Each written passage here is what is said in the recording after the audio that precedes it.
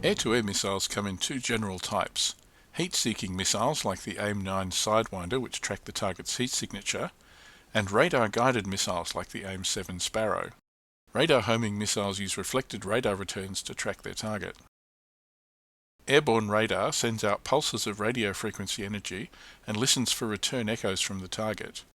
Your radar needs to lock onto an aircraft in order to guide a missile to the target. If your radar isn't already on, press page up to turn it on. Hit page up again to cycle through the different radar modes available, and the page down button to change your radar range. Search mode uses a wide-angle beam to paint airborne targets in front of the aircraft, showing basic position of multiple targets.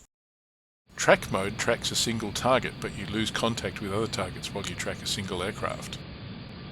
More modern radars have track while scan mode, which tracks a target aircraft and provides detailed information on its bearing, heading, speed and altitude while still showing other targets within the radar's scan arc.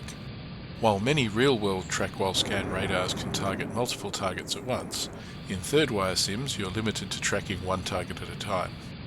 Press the Home key to cycle through tracking different radar targets. Once you are tracking a target, press the Help key to attempt a weapons lock on the target.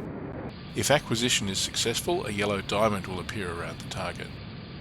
Boresight mode, also sometimes called air combat mode, locks the radar antenna forward and will automatically try and lock onto the strongest return within a narrow cone ahead of the center line of the aircraft. Once you have achieved a lock, you can guide a missile towards the target. To attack a target with radar-guided missiles, press the backspace key on your keyboard to cycle through your air-to-air weapons until you select your radar missiles. You will not hear an audible tone from the missile's seeker as you would with a heat-seeking missile. Semi-active radar homing missiles like the AIM-7 Sparrow require you to maintain radar lock with the target until impact, so keep your aircraft pointed at the target after launch. Fire and forget missiles like the AIM-120 AMRAAM don't require you to maintain a radar lock.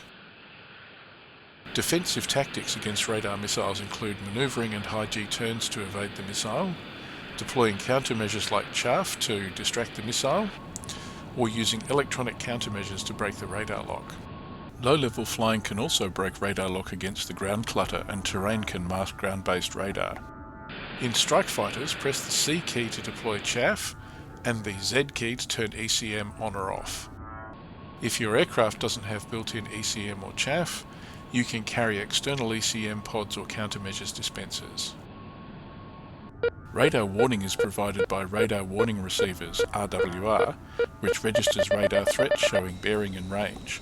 More sophisticated RWR even displays the radar type. Now you know the basics of using radar-guided air-to-air missiles, it's time to get some practice. Good luck and good hunting.